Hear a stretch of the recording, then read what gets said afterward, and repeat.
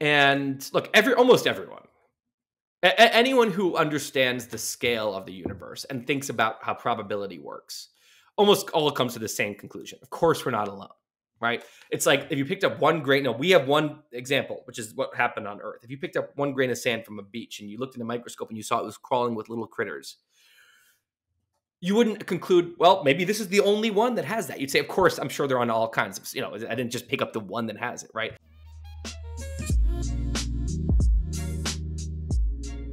Dude, great to meet you, and thank you so much for taking the time. Yeah, I'm happy to meet at one of my Twitter friends. I know, exactly. Well, it feels like everyone at this point is a Twitter friend that I'm now meeting in real life. Like over the last 2-3 years, some of my best friends in the world now are just like people that were anonymously interacted with on Twitter. It's like a genuinely good way to meet people. Like Twitter sucks in 100 ways, but like it's like really fantastically great for like 3 or 4 really important things. I found that it to your point, it's both ends of the spectrum, right? I guess it's like anything else in life. There's like the 1%. You tweeted it actually just recently about like advice filters and trust filters, and I feel that same way. It's like you need to know and figure out how to find the 1% that is super interesting that you're really going to engage with and learn a lot from, amidst all of the noise that is out there. Yeah, I think like it depending on who you follow, it can be a great way to learn, a great way to like get a quick feel for, to keep your finger on the pulse of what's going on. It's a great way to do that in a way that like if you were just checking random news sites versus, because Twitter doesn't just show you what the news is. It shows you what the perception of the news is, and it shows you what the arguments about the news is, and the different, viewpoints, and the different and if you follow the right, array of people, it actually gives you a feel for what's going on in every bubble. I had a really interesting conversation on this exact topic with a New York Times journalist who I won't name, but who's very famous, well known, literally earlier this week. And he was saying that they just had a memo go around internally at the New York Times that basically encouraged them to stop using Twitter so much and to stop reading so much, because they have an internal perception that it is like 5% of what's actually happening, but commanding 95% of their mind share of what is happening. And so they're worried that it's like skewing their journalistic integrity or the journalism. So I'm curious just like generally how other people think about that. I haven't floated it with anyone else since having that conversation. Today, I am so excited to talk about Riverside. Riverside is the leading platform for studio quality remote podcasts and video recordings from anywhere. We absolutely love it at where it happens, and you're going to love it too. Greg, what have you enjoyed most about Riverside? What's amazing about Riverside is that when you're recording a remote video podcast or a remote interview, the recording quality is independent of Wi-Fi stability. It basically records locally, which is a huge advantage in order to ensure a reliable and uncompressed content outcome. The way I think about it, it's basically like a studio inside your browser. And it's not just us who uses it. It's 70,000 plus people ranging from Guy Raz, Gary Vee, and the New York Times. It's an amazing experience, super easy and intuitive to use. You don't need a whole team on the back end to manage it, to get it up onto all of the podcasting platforms. It is just a great overall experience, truly a podcast studio in your pocket that you can use from anywhere. We absolutely love it, and you're going to as well. So to check out Riverside, go to riverside.fm and use code HAPPENS for 15% off a membership plan. Again, that's riverside.fm and use code HAPPENS for 15% off at checkout. If you're anything like me, your portfolio is a mix of the usual suspects: stocks, bonds, and mutual funds. Maybe you've even dabbled in some alternative assets, like crypto. But those investments can be incredibly unpredictable. You know what typically isn't unpredictable? Apartment buildings, rental homes, industrial facilities, places we go every day to work, eat, and live. That's all private real estate. And thanks to its historical stability, as well as its reputation as a reliable income stream, these investments could be a valuable addition to your portfolio. This is where Fundrise comes in. Fundrise is changing the game when it comes to real estate investing and making this powerful asset class easily available to investors like you and me. Their easy-to-use app lets you build a real estate portfolio tailored to meet your goals. It's a great way to benefit from real estate's many perks while adding some much-needed diversification to your portfolio. So join over 250,000 other investors building a better portfolio with private real estate. Signing up is easy. Just head over to fundrise.com/room. Again, that's fundrise.com/room to get started today. My instinct is that it's hard because on one hand, like what's going on Twitter is part of what's going on in reality, and it has a big effect on things. So, you don't want to totally have your head in the sand and just pretend it doesn't exist. But I do think that we're really social beings. Like I just as a random story here, I always used to love traveling alone. Right, it was one of my favorite things. And the first time I went, I was kind of like, oh, I'll go to a restaurant alone. I'm in a foreign country. This is so embarrassing. I'm alone in the restaurant. And I started to reframe, and I was like, this is not none of these people know who I am, and they'll never see them again. But B, it's like, why would I be embarrassed anyway? It's like, who cares what anyone thinks? And I got into this mode where I suddenly was just so comfortable being alone, traveling, whatever. But then I found myself on a little tour. It was in the Amazon, and this is one of my solo trips, and it was a little tour, and they were and I often made friends. I was very social when I went, so I often did meet people, and I liked making friends from other countries. And I went to this tour, and there was this there was 6 of us, and I guess the 4 of them, 2 couples or whatever, had gotten to know each other. And then the 5th one was another European, and they kind of befriended that person. And I was an American. I don't know whether they didn't like Americans or they just didn't like me, but I felt very outgrouped in a way. It was it was a 2-day thing. And I found myself caring so much about being outgrouped by 5 randos who I literally was never going to see again. And it was just a reminder that there's a mechanism in our brain that can be flipped on and make us insane. For me to care about being outgrouped by this group of complete strangers was it was because I appreciated it even at the time. I was this is super irrational, but it was really kind of upset about it. 3 days after it was over, I was why did I care? But anyway, so back to Twitter. I think that what Twitter does is it has a lot of dynamics on it, a lot of kind of in-group, out-group bullying,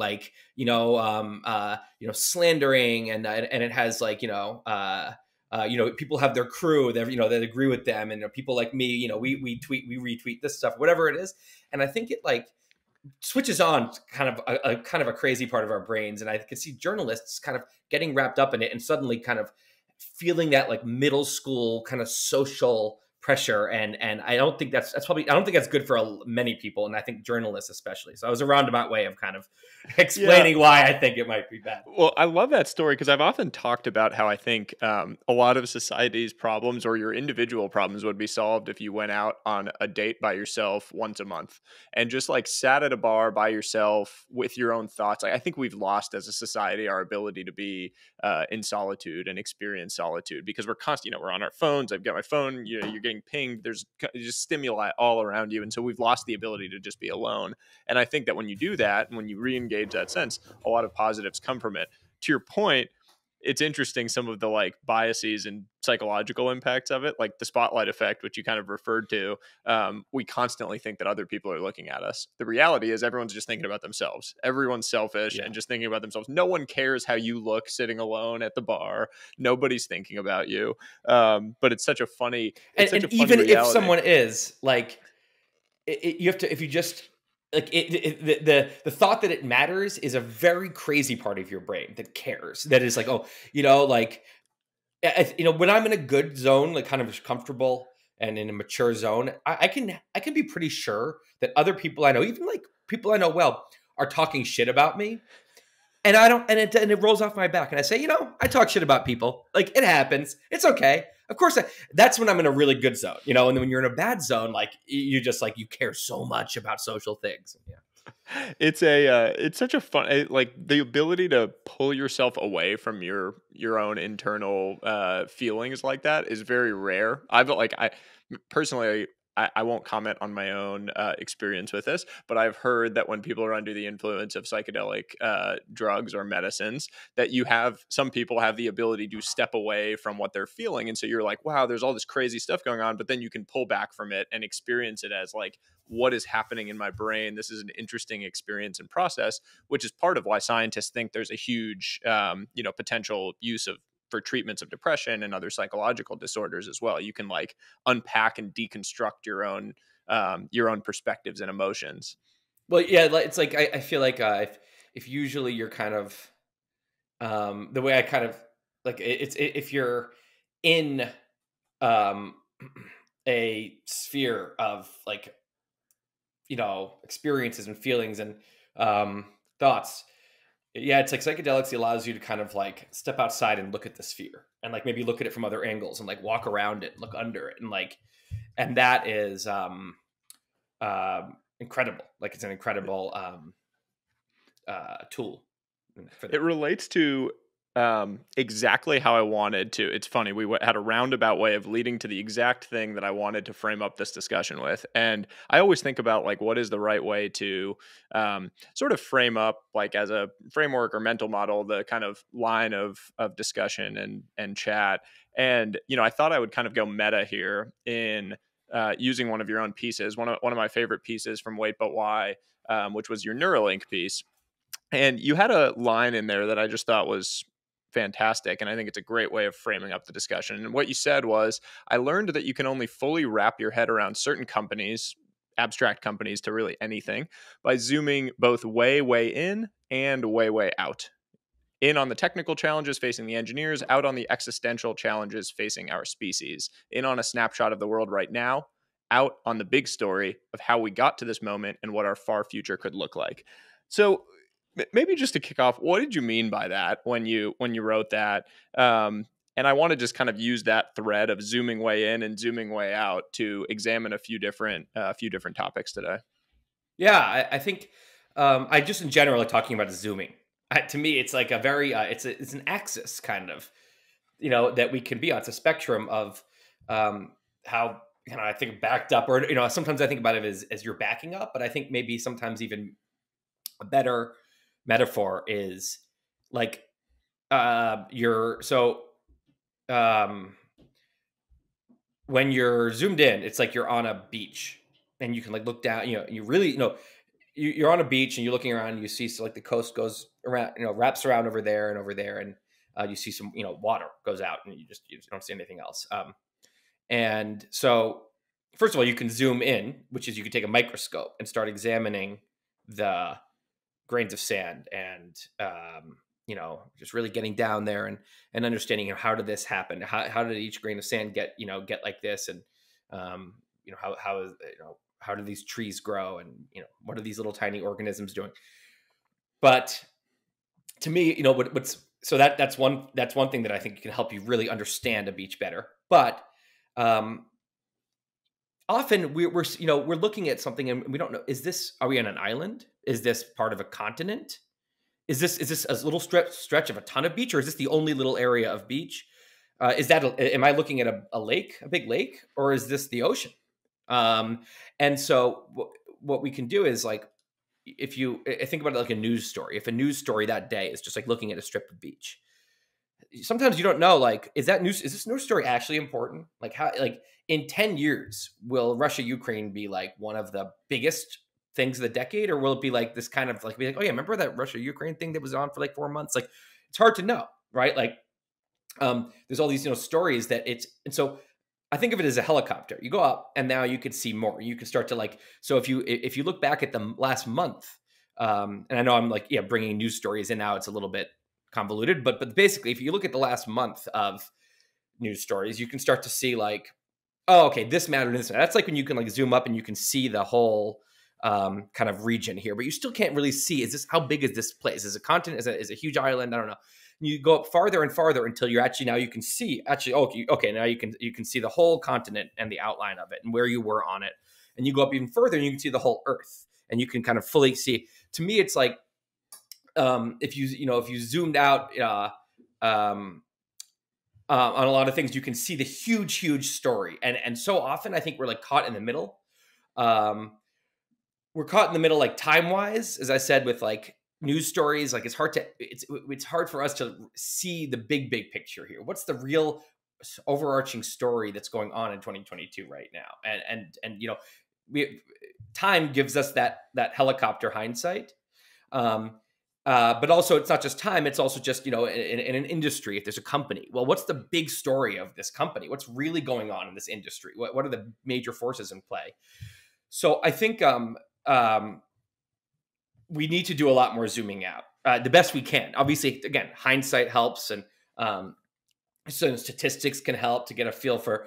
I think that whenever I want to understand something, that's my instinct. Is like, what's the big story going on? Like, what's all of this a part of? Again, is this part of an island? Is this part of a giant continent? Is this, it's, you know, how relevant is each thing? But then also zooming in, I find that so often, like, we just, again, we're caught in the middle where we like read the news story, or we understand, you know, we try to study how a company works, or you know, the basic deal with the company. But it's when you know, if you go in and you actually talk to the engineers and start to understand the problems they're facing, you watch what they're doing on a Wednesday at 2 p.m. and you sit in on some of the meetings, it's amazing how much clearer everything gets suddenly. And you look back to what you thought like a week ago before all this, and you're like, wow, I really had this like depiction that was just wrong. It was not accurate. It's so interesting because my perception is that we often spend, I think most humans spend the vast majority of their time in the middle, not zoomed in, not zoomed out. It's because it's most comfortable, right? That's like the point of peak abstraction, where to use your thought experiment, the pencil just looks like a pencil and you don't worry about it. And you're like, yeah, write with it. You know, this is my thing. It's my pencil. And zooming in is really uncomfortable because you go in and you realize all of the different components, and like your thought experiment of no one in the world knows how to build a pencil because it has lead in it, or what, you know, all of the different components of it. There's not a single human who can build that pencil and know how to put the entire thing together. But then when you zoom out, it's also really uncomfortable. You zoom out and you're like, what is the meaning of all of this? And how does the pencil, how has that changed society over the last 1,000 years, you know, and all of the writing? And so most people, because it's the most comfortable, end up just sitting in the middle. And you kind of play that like peak abstraction throughout your entire life. But the middle's important too. It's just that it's only one of the areas. And yeah. It's actually probably the best place to live. But to understand, you kind of need to go to both extremes. Yeah. And it's probably the point where it's like you go to both extremes and then you can coast in the middle and be happy and like feel fulfilled in there. And I do think the secret of if some of the most, you know, people who seem super prescient, like they can just, you know, read the future, amazing at investing in stocks, or they're incredible entrepreneurs. They just can see opportunities or whatever it is. Even, you know, stand-up comedians, you know, which is a good stand-up comedian is they really see the bigger social forces going on, and they can point them out in a way that everyone says, oh my God, that's so true. You know, I think that one of the things people have in common is they often are really good at the zoom in and zoom out. Like Elon Musk, classic example, like no one's a better zoom outer. I mean, he just seems to like see the overarching farthest back stories of like, you know, humanity is, you know, like trying to keep the light of human consciousness, and he sees, you know, the major existential threats. He just thinks that's where his head is. He's always thinking about that. But then also, you know, he knows exactly the 4 elements that make up the paint on the rocket. You know, and you know, and he can tell you how much the rocket weighs more if you use this paint versus that paint, and you know, every single component of the Tesla, you know, he can tell you about. So when you have that level of both out and in kind of clarity, it just, you're just like seeing without any fog. You know, we have so much. So if you think about it, is, you know, we see in the middle kind of, even there, you know, the middle, often we can get deceived if you don't see the top and bottom. You know, we can often be deceived by news stories, you know, or by you know, headlines, and, you know, kind of dogmatic storylines, like, you know, political narratives can kind of fool us. But when you really see the big picture, and then you also kind of understand what's going on, I feel like it's at the small level. I think it's just you're much harder to trick, and you can work magic in investing and entrepreneurship and the arts and other things like that. So I want to spend like a couple of minutes doing a zoom in, zoom out on you. I feel like everybody knows you as, you know, the most popular blogger in the world. Whether or not that's like an official title, you might not be in the Guinness Book of World Records for that. I don't know if people still make those, or if they're they commanded like a massive outsized share of my childhood. I kind Me of too. It was like one of the. It was like the peak, you know, that was the pinnacle of human achievement, was being in the Guinness Book of World Records in my mind. It was like one of the main, it was like one of the 3 or 4 main things. It was like, right? It was like, it really, I tweeted out something maybe like, I don't know, a few weeks ago. Like, what was one thing that you thought was really important when you were a kid that actually turned out to be totally useless? And like the most common responses were Guinness Book of World Records. And then the other ones, which I find hilarious, are like quicksand, piranhas, like the Bermuda Triangle. I really wondered why no one was looking into the Bermuda Triangle. I was like, man, planes are falling out of the sky in this thing, and no one's looking into it. Nightmarish. Yeah, I mean, quicksand is a very good one. Like, I think part of it has to do with The Princess Bride, but I think it's just in general. It was in cartoons, and it was like very kind of a scary part of life. Yeah, was quicksand. I mean, I thought I was like really going to encounter that stuff as an adult. I really thought that was going to be a part of my life. So back to the broader point on you. Like, you know, you were born, now you're here, you know, kind of what happened in between. How did you, you know, form your maps of reality? Like, what were the kind of key parts of your life that you feel like have impacted where you are today? Yeah, I think I've always just kind of been an analytical person. Like, it's just my instinct to, when something is going on, or I feel a certain way, or something happens, to just like try to categorize it, you know, and like make sense of it in a way. And so I also then like people who do that. I end up connecting well with them. And when I find someone who also happens to do that, we become really good friends. Because we just do a lot of that. And so I think... Were there downsides to that? Were there ever downsides from a relationship standpoint or growing up where you kind of felt different as a result of that analytical nature? I mean, there's downsides in that it just can like... You're just thinking all the time, right? It's hard. It can take you out of being present. I think it can cause you anxiety. I think you can overanalyze stuff.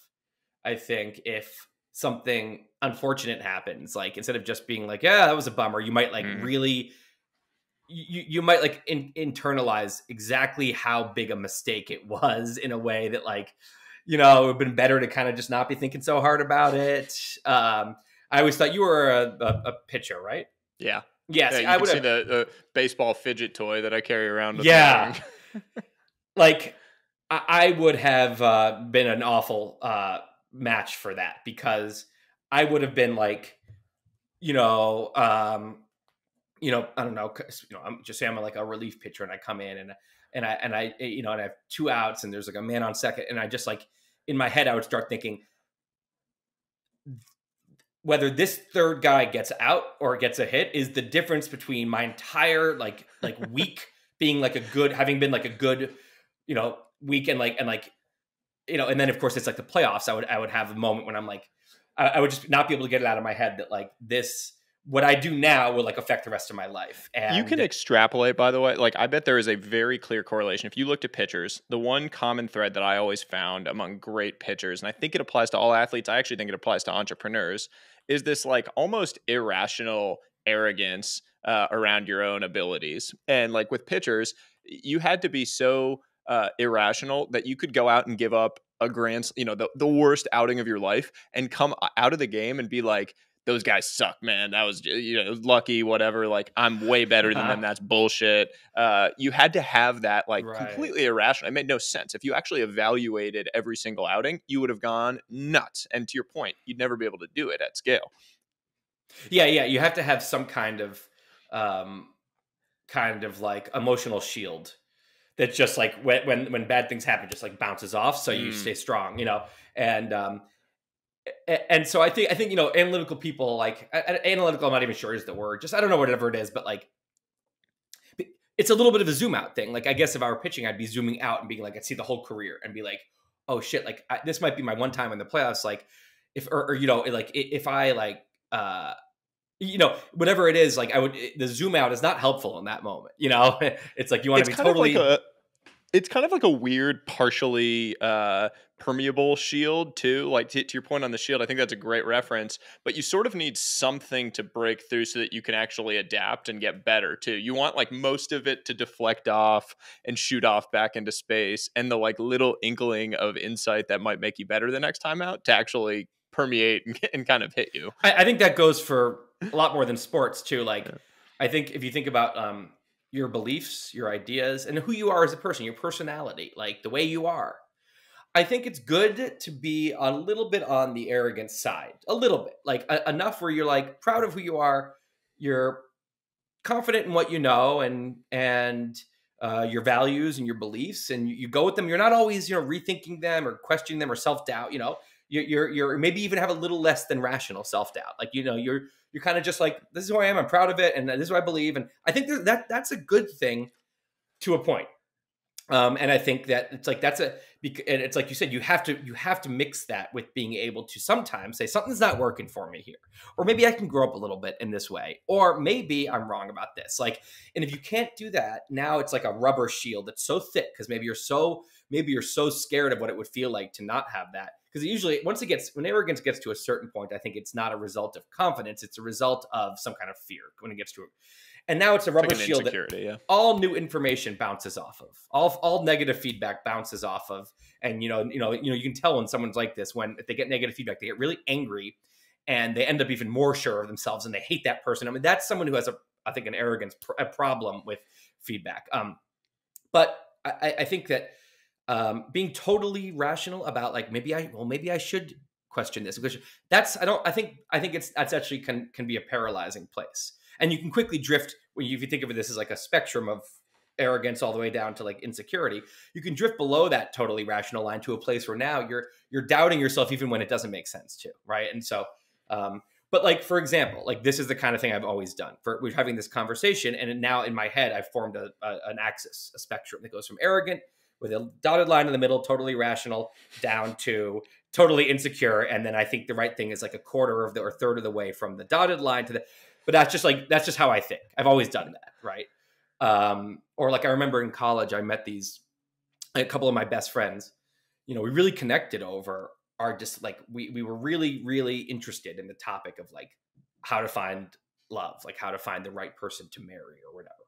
What makes a good relationship versus a bad? What should deal breakers be? So many of the things I write, like I've written now a couple posts about that kind of thing, and so many of those emerge from these conversations that I've had. And like, I remember we were like, you know, I kind of come up with a theory, you know, just talking. I was like, okay, I think what matters is, you know, there's three things that you have to be good. And then everything else can be bad and it's fine. Like the three things have to be, you have to have like a general attraction. You can't just see them as like your buddy. You have to have like a crush or, physical attraction of some kind. A physical attraction is, especially at the beginning, but like, if it starts off with a lot of that, I think that carries you. It always feels a little more special than just a friend. So there has to be something there.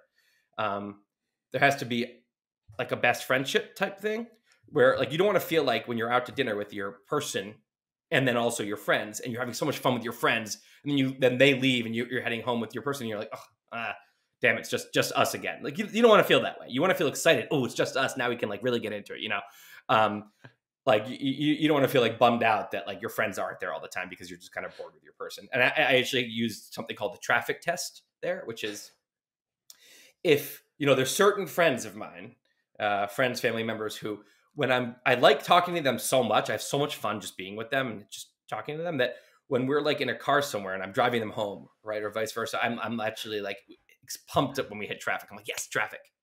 Yes, we have more time, as opposed to like, normally traffic sucks. I think that your person should pass the traffic test. It should be one of those people where it's just super fun. Okay. And then the third area.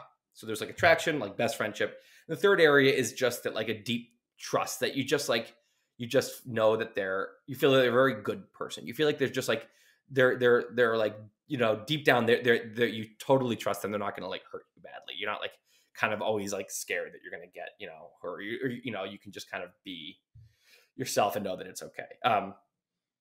So it sounds like that's a lot, but actually there's a lot of other things. You know, there's stuff you like to do in common. There's like mutual friends. There's like same philosophies on values on these other things, you know, religion, you know, there's a lot of other things that I think are there that I think that, you know, if those big three things are there, those friends. So anyway, that's the kind of thing that I've done a lot in my life. It reminds me of like John Nash, hypothesizing around the Nash equilibrium and like game theory around the women at the bar. Yeah, like, exactly. It's in Beautiful Mind. It's like that scene. You know, I remember. Scene it's in a very Beautiful memorable Mind. scene. It reminds me of that.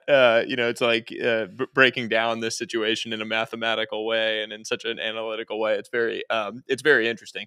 How did Wait But Why actually come about? Were you writing before it? Like, I don't know the origin story of how it actually came to be, and like the stick figures and all of your amazing drawings, and like how did you actually launch into that endeavor? Yeah, I was writing. Basically I always wanted to do something creative professionally. And the thing I was trying to do was music, but it's like the worst match for a procrastinator because, you know, you can't just, you know, you know, and perfectionist, you know, you always, Yeah. I would be paralyzed by wanting to write like the best movie score for this thing possible. And then you just like end up behind deadline and like, or I just don't go out in the first place and do the networking I need to. It was a lot of like things where I did not have the work habits to like, that I needed to be like really getting that career rolling. And so I was procrastinating on that by doing a couple other things, starting a test prep company, which was just like my side job. And then I ended up hiring friends who were out there and they also needed a job and tutoring. And then I started blogging just for fun, which I didn't take seriously. It was like just a fun procrastination activity. I made like a blogger and, you know, just super simple. And I found it was, as part of it was this, I didn't know, I tricked myself where I was doing a creative pursuit that I wasn't being perfectionist about because I didn't pride myself on being good at it. And wasn't trying to do anything big with it. And so that's often how you end up in a really kind of loose, carefree creative zone, having fun. And so I ended up writing what I think was a pretty good blog. It was not, I didn't put anywhere near the time that I put in now. It was just kind of stuff about my day or my theories on this or a bunch, you know, 20 things I don't understand, you know. And I would just, you know, and I just had fun with it, right? And then so meanwhile, on the test prep side of things, my best friend since we were 5 moved to LA, which is where I was, and we partnered up and we were doing that together. And you know, now I'm like 30 and I'm basically telling him I'm going crazy doing these like creative pursuits on the side. I was writing a musical on the side. I was doing blogging on the side while doing this test prep company. I didn't feel like I was giving my all to the business and I wasn't giving my all to anything. And it was this kind of classic me situation to end up in, like super miserable. Not really, you know, and I was like, I need to go full time with one of these creative pursuits. And we decided to do something that, you know, could be also maybe like something that could be a business venture possibly.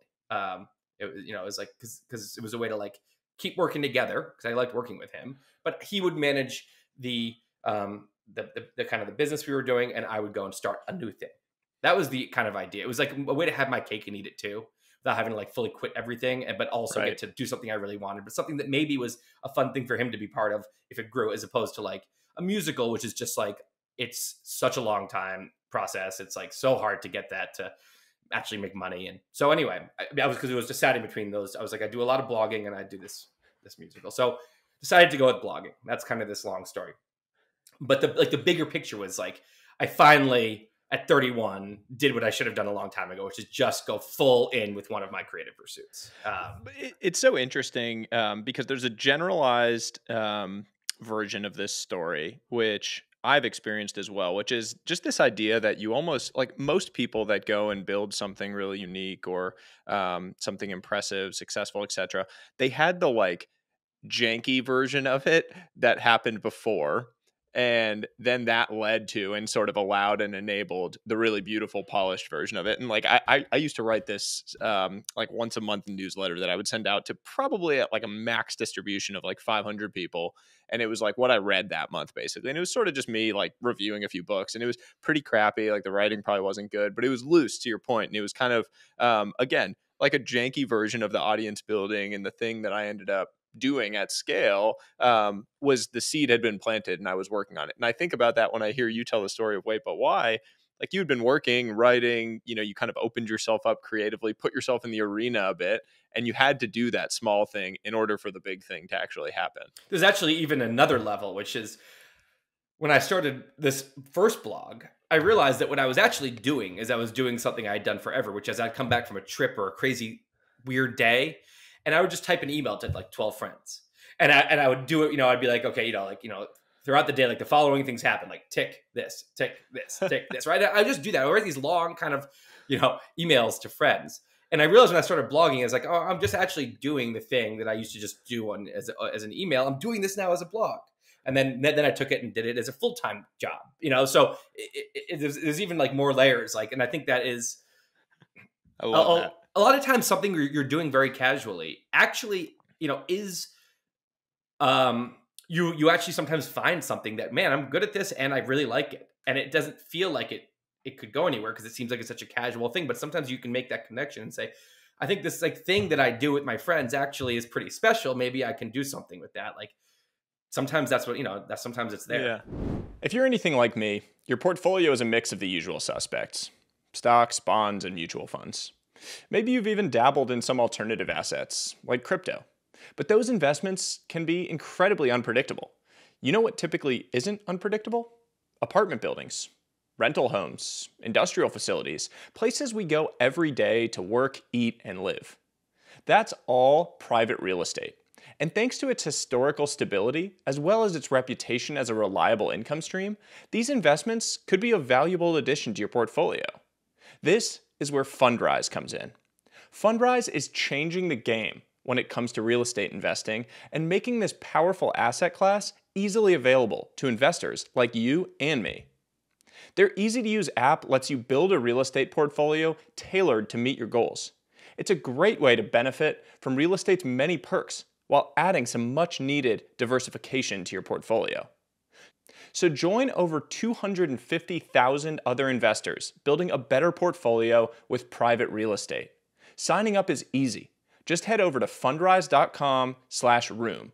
Again, that's fundrise.com/room to get started today. Today, I am so excited to talk about Riverside.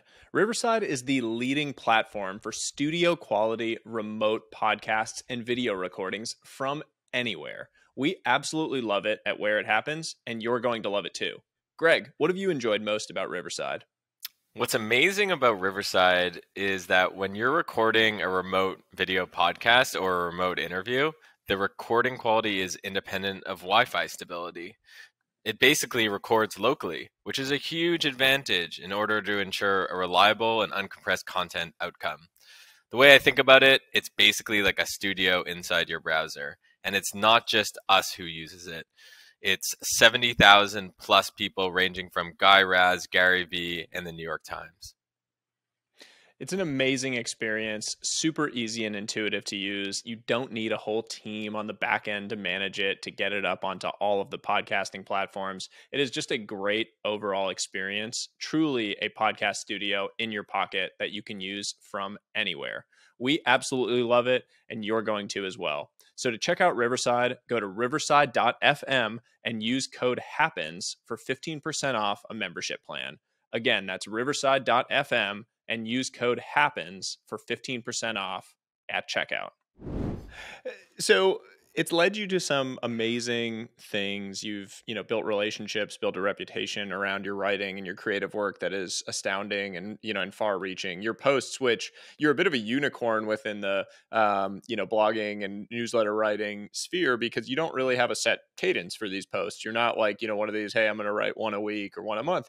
Your posts are sort of few and far between, but when you release them, they go completely nuts and people, dive in. There are these longer posts really exploring a topic. From what I love about them is it feels like you come at a topic from basically any and every angle that might exist at it, and really envelop the topic.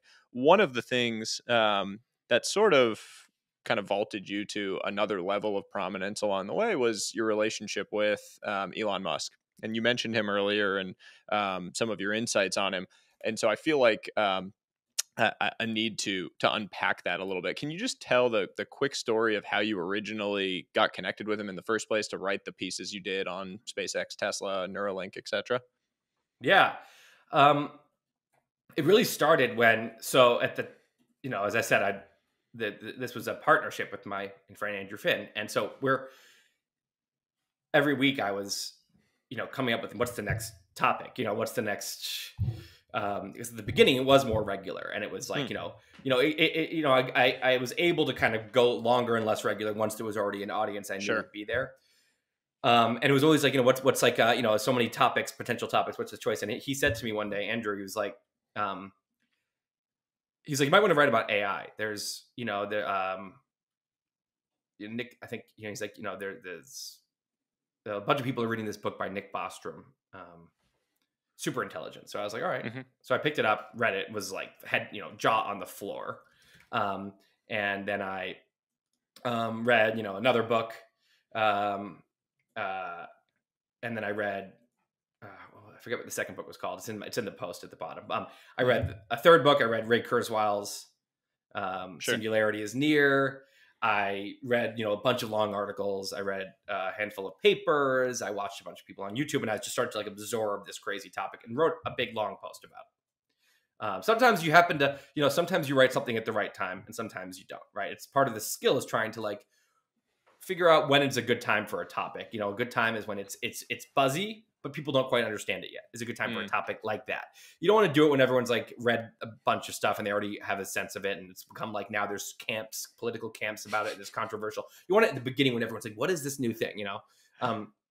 Everyone's wide-eyed still about it and trying to understand. But if you do it too early, then also it doesn't hit either. It's there's a Goldilocks. There's a Goldilocks moment for things to hit.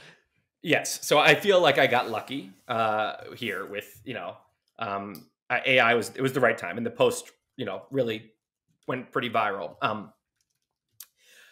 And then one day, we used Chartbeat to see how many people are on the site.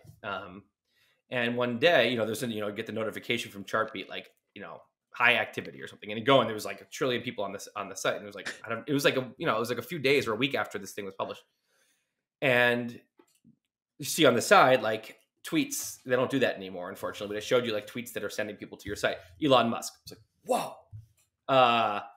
Went to see what the tweet was, and he was like, funny, interesting post, good primer on AI. And I was like, damn, it was like super exciting, obviously. Yeah. I was a fan. I already thought he was like a super awesome dude.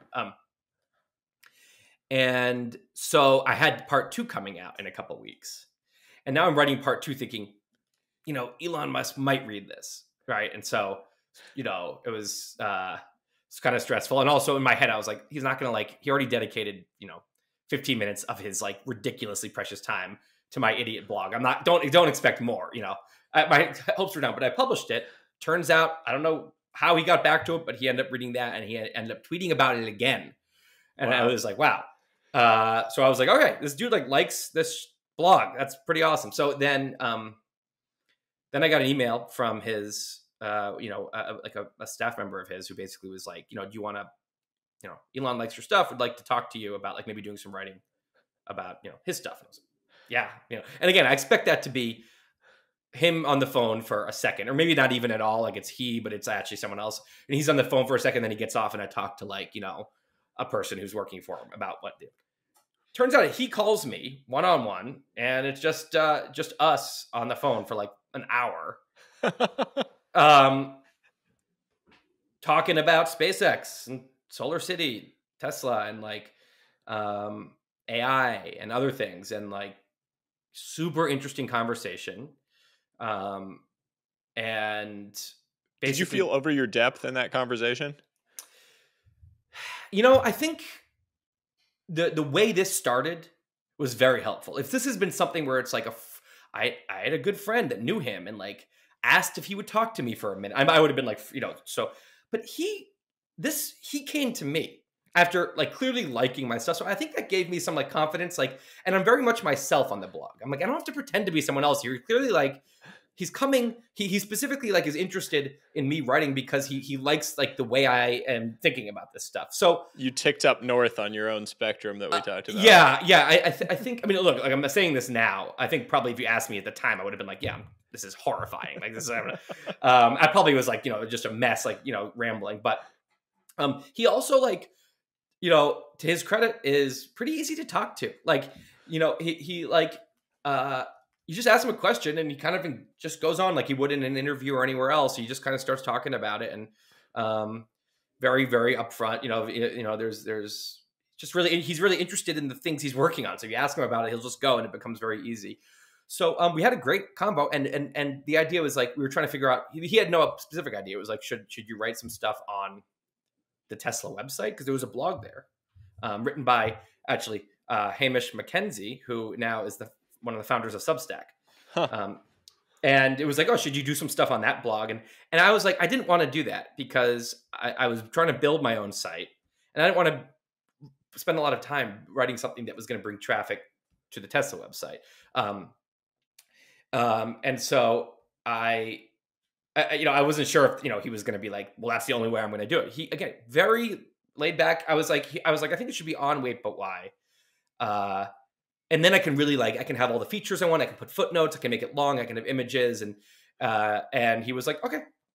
And I was like, cool. And so then we were like, so I kind of came up with the plan. He didn't really have like any like instructions for me. It was like, I liked what you did on AI. I liked that he felt it was like entertaining and accurate. Those are the two things, and that's what he cares about, accurate. And he also like prefers something to be, a tone that people, that might rope people in. So I basically was like, well, why don't I do a post on Tesla and on SpaceX and, whatever else.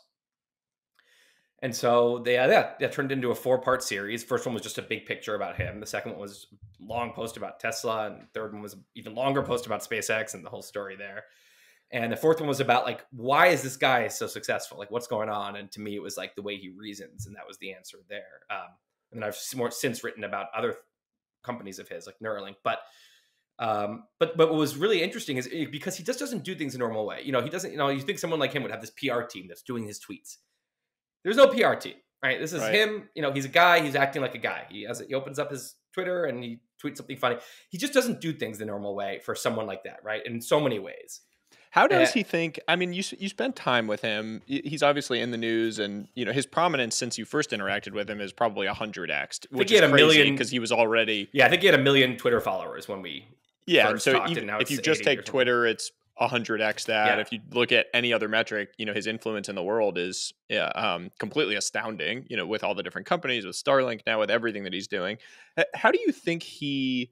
What is your perception of how he thinks about new opportunities? And like, I'm asking this question in the context of all this stuff that he's talking about with Twitter now and with all the different stuff that he's doing in the world of atoms, that's out there. Like, how do you think, like, what is his mental model or his framework for evaluating what to take on and new opportunities? What's your perception of that? I think he always starts from the big goal and works backwards from there. So the big goal for him, he's very clear-headed about it. And he's been saying it in the same wording, the same goal since, if you look back to interviews from his, or things he wrote or said in 2001, 2002, which is to increase the probability of a good future for humanity. And an even bigger picture, maybe he wants the light of human consciousness to go on for a long time, and he wants it to be a good future. He wants it so increase the probability of a good and long future for humanity, not for each individual person. He's not working on life extension for people as much. He's concerned about the species. And again, I think if you really zoom out and you take a big step back and you picture the whole Milky Way galaxy in front of you, and that there's this little like dot of higher consciousness there. Maybe it is a lot of places where that exists, but maybe not. We don't know. What we know is that it's one place. And he thinks about the Fermi Paradox a lot. Why don't we see other aliens? He's worried that maybe we're very rare. And maybe, it's very precarious to keep a civilization like ours going. So he wants to keep that little flame alive really badly. And so at that point, now you start thinking, okay, so you work backwards from there. So if that's what you want, to raise the probability of a good future, what are the threats to a good future? What are the threats to a long future, right? So what are the major, biggest, existential things going on? And then from there, okay, so now you've identified some threats. Like he thinks, advanced AI is a threat. He thinks that, not moving to a sustainable energy world is a threat to a good future. He thinks being stuck on one planet alone, all our eggs in one basket is a threat to a good future. So there's some major things like this. And so it's almost like inverting, like he kind of inverts. Like if the goal is the big future, he's inverted that and said like, what would lead to a bad future? Yeah. And now go solve those problems that could potentially lead to that bad future. Yeah. No, which of these has potential solutions? Like where can human effort have a positive effect on some of these things and raise the probability of a good future? So if the erosion of free speech is a threat to a good future, I see Twitter very much. I see Twitter very much as part of the same story here. He sees, and this is, he sees what's just in general the polarization of society and the threats of authoritarianism from many angles as a threat to a good future. And again, it's not just that it's a threat, but he sees ways that human effort can make it better. He sees ways that if we change things in this way, it could be better with, sustainable energy future. If everyone went electric for vehicles, like that would be a big help. And it seems doable. Like electric vehicles are good enough where people will want to switch over if they could, so it has to be practical, has to make sense. But he'll talk about, even if he thinks something has a 10% chance of succeeding, but it's really important, it's worth trying. Well, this is like his Charlie Munger lunch, right? Like Charlie Munger spent the whole lunch. I don't know if this is actually a true story, but it's definitely been told several times of like Charlie Munger at a lunch with Elon Musk tells the entire table all the reasons why Tesla will fail. And Elon responded by basically agreeing with all of the reasons and saying, I agree, all of those are real reasons why it is likely to fail, but it is still worth trying. Yeah. Yeah. I mean, it's like you miss 100% of the shots you don't take kind of thing. Like, if this really matters, well, the one way to guarantee the failure is to not try it at all. But he's not crazy. If he thinks it's a 0.1% chance of succeeding, he's not going to put his time into that. But 10%. Yeah, well, and 20%. it's an EV, right? Like it's an expected value bet, and he's a highly analytical person as you are as well, right? And so you're calculate even if it's a 10% chance, but if the outcome in that scenario is astronomically better than in the event of not trying it or in the event of failure, you should probably take that bet, and you would do it over and over again. And the overall EV of society will be hugely positive from doing that. Yeah, exactly. Like whatever he could be working on, that's more of a 90% chance of success. He doesn't see that EV as matching up.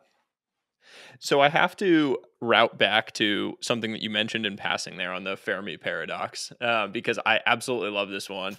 You've written a long post on it, which I thought was fantastic. For anyone that doesn't know, this is like the "where is everybody" question of like if life in the universe exists as we as people surmise, shouldn't we have encountered it by now? If there's like millions of stars and there's likely to be planets that look like Earth, where is the life that would have progressed to the point of interstellar travel? Why haven't we met them yet? So I'm curious just for your perspective on this. Like, what is your current thinking on this paradox? Is there life in the universe? Why haven't we encountered it yet? Yeah, I mean, this is like it's the world's most interesting question, right? I think so too. There's nothing, if you take zoom out, like there's nothing more interesting than this. And the reason it's so tantalizing, I mean, first of all, it seems like it's something I suspect that we're going to get an answer to in the next like 50 years. Like I think we're at the end of I think this is one of the last, not last. It's one of like it's one of the big questions that's probably going to be solved in our lifetimes, in my opinion. I just think that, and it can only be solved in one direction because the absence of evidence is not evidence. Yeah, correct. Correct. I think Yes. Although the better your tools get, the more that the argument that maybe we're alone starts to go up if you don't find anything. So, but yes, that's not a clear answer, obviously. And our tools is just like, if you think about it, it's not like, oh, well, it's been millennia and we haven't answered it. It's like, well, we've only been actually searching for like a few decades in a real way. And our tools are getting exponentially better. So it's just, it's unbelievable what they can do now. Like just by looking at the wavelengths of light emerging from a star system, they can actually understand what gases are on a planet. Like they can understand the atmospheric makeup. It's like insane to me. Totally insane. It's just like, imagine knowing how to do that. And so they can be like, yeah, there's, and there's a certain kind of fingerprint that we maybe life exists in lots of different kind of atmospheric fingerprints, but we know one where it really worked here. And so if we see another fingerprint that looks a lot like this with a certain amount of oxygen and carbon dioxide and nitrogen and whatever, I think that, that can be a signal. So anyway, and obviously the big things you're looking for is like some weird, thing where a star is, one of my favorite, I'll get to the answer in a second, but there's a lot to think about here. One of my favorite scary theories is like, there's this Boots void, it's called, which is like this insanely large space out in the universe with no galaxies, or like very few, like a much smaller, it's almost entirely blank. It's just like a sphere of black. When that's not normal, like in any other sphere that size, there's like, thousands of galaxies. And so it could be a lot of things. It could be that that's a big black hole, or there's a group of black holes that like merge. I don't know, there's a lot of different ways things it could be. Referred to as the Great Nothing. Yes, colloquially referred to. I'm kind of Scary. obsessed with it. It's upsetting. It's an upsetting concept. Like I'm just like, I don't want to be in the middle of that. Where like what's crazy is that light that leaves one side of the Boots void doesn't hit the other side for like 1 billion years. So it's like, so you can be so. And the thing is, there are planets. There are some stars and planets like scattered in there. What's crazy is that if there are planets around there and there's life on there, they'll look out and they will be sure that there's no such thing as like a galaxy, or there's no such thing as like other galaxies. They're just going to see, they're only going to see anyway. So one of the potential theories is that actually what you're seeing here, because one of the ideas about what advanced life, more advanced than us, might do is we think about it in terms of energy. So there's this thing called the Kardashev scale. A level one species can now harness all the energy of their home planet. So we're not there. It's logarithmic. So we're like a 0.7 out of 1, but that's not 70%. We're like 2%. But logarithmically, it's like 7.7. So we're a little below that. Like, there's obviously all kinds of energy from the inside of the earth and from, rivers and from wind that we're not harnessing right now. Then level 2 is you can harness the energy of your whole star. So that can be a Dyson sphere around the star, this idea of like a sphere that captures, because you think, oh, you can't, sometimes I think intuitively, you can't put a sphere on a star, it'll go out. And I'm like, no, it's not fire that needs oxygen. It's fusion. It's nothing to do. Because I'm like, you can't but it's like, no, you could cover up the sun and it would be burning just as bright and just as there's nothing it needs from the outside of it. So you can put a sphere around it and all the thing goes into the surface of the sphere and it gets channeled into different, tubes that go out to the, whatever. It's like that would be so vastly more energy than we have right now, or that we could ever need. But a super advanced civilization, they might have thousands of space habitats, and they might be on hundreds of planets, and they might be doing way higher level kind of stuff that energy requirements. Anyway, level 3 is when you've harnessed the whole energy of your whole galaxy, which again sounds insane when there's over 100 billion, maybe half a trillion stars.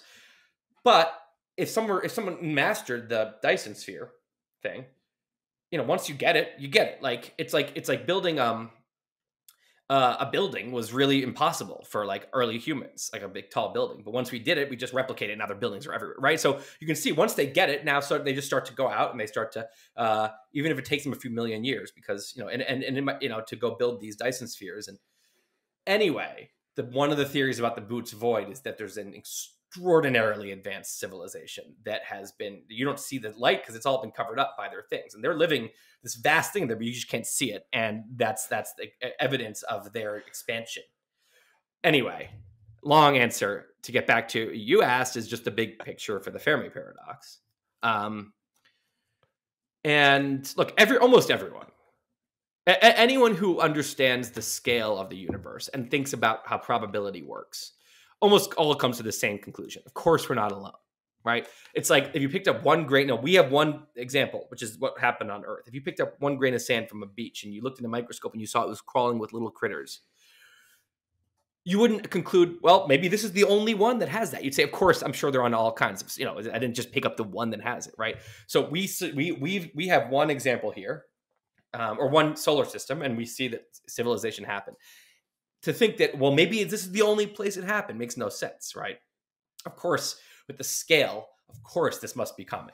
That said, there are some very compelling papers and arguments out there that say we don't have any good reason to be confident that what happened here wasn't outrageously rare. Like, that's on a scale. So it could be so rare that it pops up in a galaxy once every couple million years. So we're here now, and then maybe there's another one over there, and then maybe these two die out, and a million years passes, and another one pops up. So it could be like that. And again, if you picture those as like little lights flashing on, if you zoomed out, you still see, if you see all the galaxies, you still see all these lights everywhere in all the galaxies. So that, but if that would be rare enough that there would be nothing else in our whole galaxy right now, right? That would mean we are an unbelievable freak incident if it happens like once in a galaxy, every once in a while. You can go further and say that, maybe this is the only time this has ever happened in the Milky Way, but it's happened in other galaxies here and there. You can go even further and say, actually, this is the only time it's happened in the observable universe. Again, it goes counterintuitive, but we have no sense of how rare it was, how freak of an incident it was. Obviously, it's some kind of freak incident that life began because it took so long before it happened, right? So a lot of collisions of molecules before it happened. Clearly, it's a hard thing to have happen. We also know I want to propose. Yeah. I want to propose something I don't know whether anyone has ever thought of this kind of angle to it. So have you ever heard of Koch's rule? No. So Koch's rule is this idea that like organisms basically scale in size linearly over time, kind of up to a point, right? Like then basically like becoming too big, if you followed that, humans would be, the size of the sky, would be giants, et cetera. And so like there's this idea that as you get too big, it's bad, right? Like there's like an actual, you kind of asymptote from a size standpoint. You can't actually get much bigger. It's bad for you for various reasons. And you see it play out like, companies get too big and then struggle, or like investors, like once you get big, law of large numbers, it becomes difficult to perform, et cetera. So I wonder whether there is an intelligence asymptote of societies where at scale you actually will not see interstellar travel ever become a thing because societies find a way to die off from an intelligence standpoint when they basically like get too smart for their own good. So like in the same way that size becomes a disadvantage when it gets like too big, does intelligence actually become a disadvantage? And are we seeing the beginning of that with the fracturing of society in the way that we're seeing today? Yeah, I mean, so you're talking about is human level intelligence a possible great filter candidate? Great filter is a Robin Hanson term that is there some point along the evolutionary path that almost every single attempt hits a wall there? And there's a few options here. It's not just what you said. It's like the great filter might be behind us. It may be going from simple cell to complex cell with a nucleus, because that took I don't know if it took a billion years. It took a huge amount of time. I think it took a billion years of simple cells. I mean, but maybe actually the average is it would have taken 1,000, a trillion years, and it happened really, really early here. It was a freak incident. So maybe it's behind us, and all the other attempts, they don't get past that, and we happen to. That would be great news. It also could be ahead of us, meaning, look, this is, Nick Bostrom talks about how, what if you could make a nuclear weapon by microwaving sand, right? Set off a nuclear bomb by putting sand in the microwave, just something that anyone could do. You have to imagine we would be set back to the Stone Age at this point, right? Because 1 out of every 100,000 people is a maniac who would love to extinct humans and love to go down in the, look at school shooters. I mean, I don't think that they're choosing to only kill 15 people. I think if they could kill 1,000, a lot of them would, right? And they're obviously trying to go down with the biggest bang possible. So Doesn't matter if 99.999% of people are good and reasonable. If it becomes easy to blow up the planet's going to be blown up, right? So the scary thing is to think about, well, as our technology gets better and better and better, and you look at stuff like social media, maybe this happens on a lot of planets. Maybe every planet, that, you know, all these civilizations, they end up with their social media phase. And when they get there, very quickly, you know, madness starts to prevail over reason, which is what's happening on social media. Most people are reasonable, but the forces of madness are on the rise and squashing the forces of reason right now. And maybe this is maybe this is just very predictable and happens all the time. And at some point you get too interconnected and the weapons get too easy to make. And all the reason in the world doesn't matter because suddenly everyone's back in the state of nature, just trying to protect themselves. And maybe it doesn't extinct them. Maybe it sets them back, you know, to the Stone Age or whatever. And then they can, you know, so, you know, it doesn't have to extinct us so yeah, I mean, that's a very possible thing. But here's an argument against it.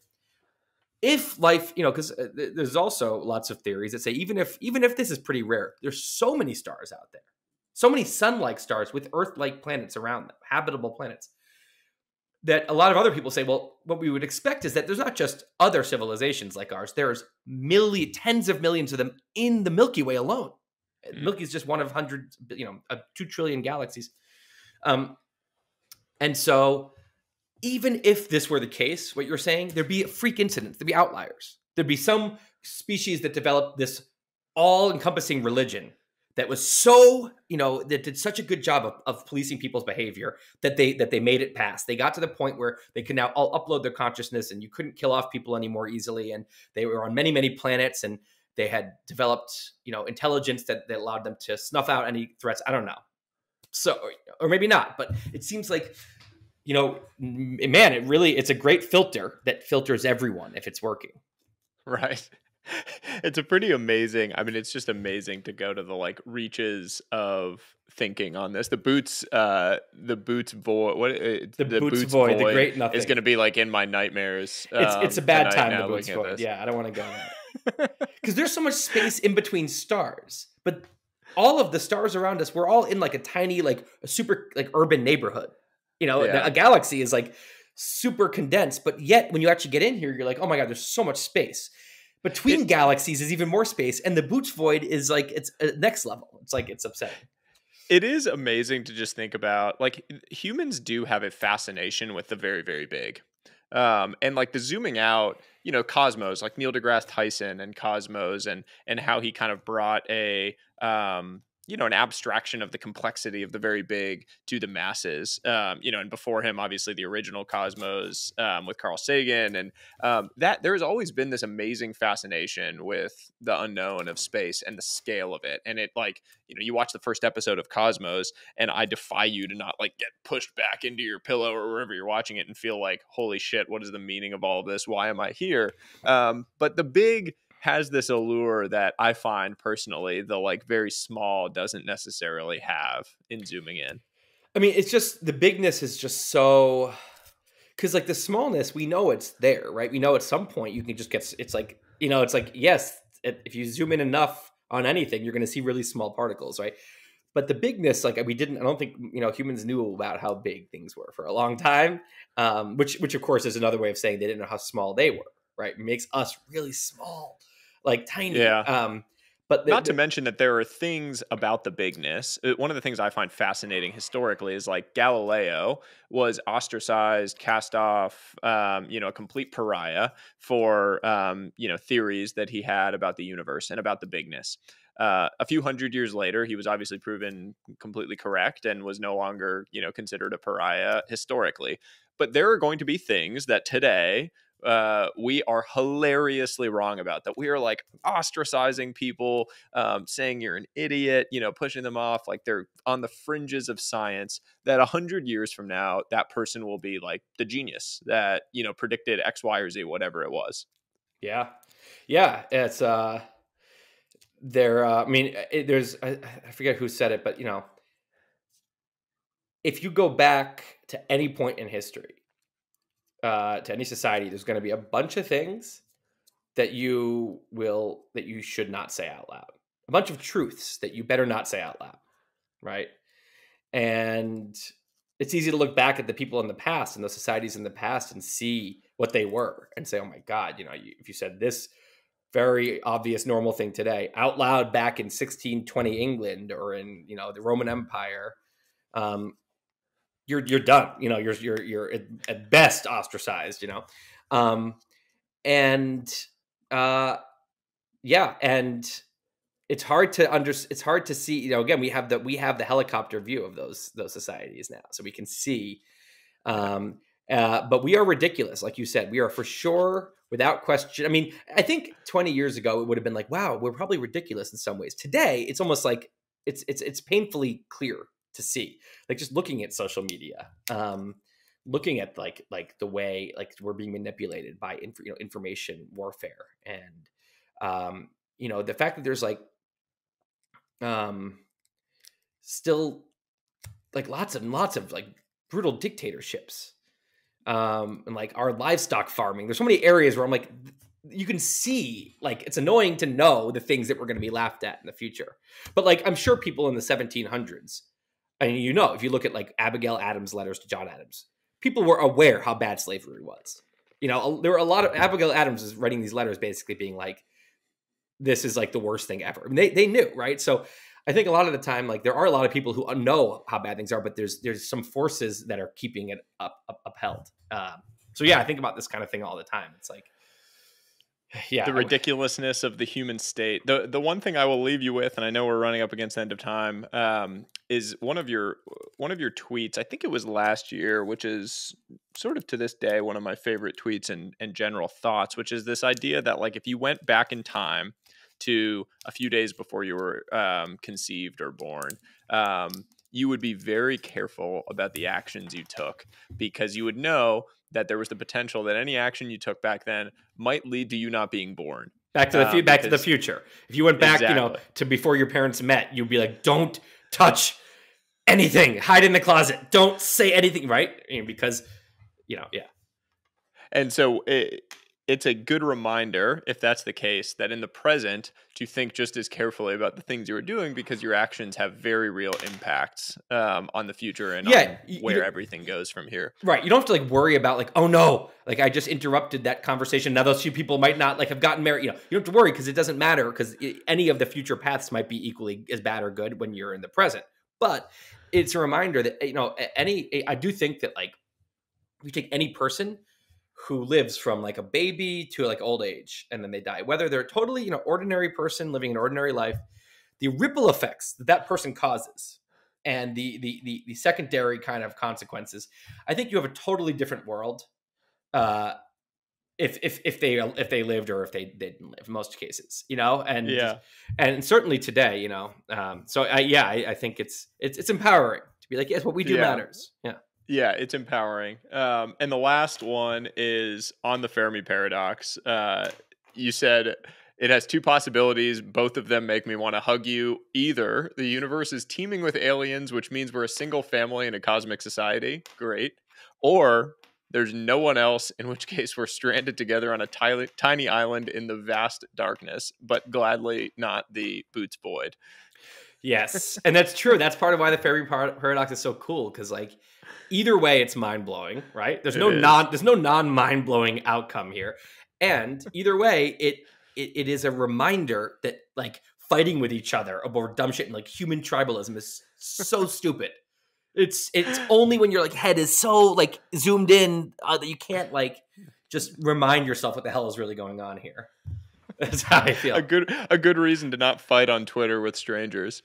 Oh man. Well, thank you so much, Tim. By the way, I love your Twitter. No, I appreciate it. It was it's been an absolute blast talking with you. I feel like I owe you money for how much I learned from this conversation, and I also feel like I'm going to be kind of mad at you when I think about the boots void later tonight. So I appreciate it so much. Look forward to getting together when you're out in New York. And thanks so much for joining, man. Thanks so much for listening to today's episode. If you have any questions that you want featured in a future episode, email us at hi@trwih.com. Leave us a review at Apple or Spotify to help us grow the reach of this podcast. Until next time, we will see you soon. Don't let them see your joy, 'cause they just want you in that same old predicament. Misery we love a company, think on it, pray on it. Sip a cup of tea. Never let the world be broken in the borders.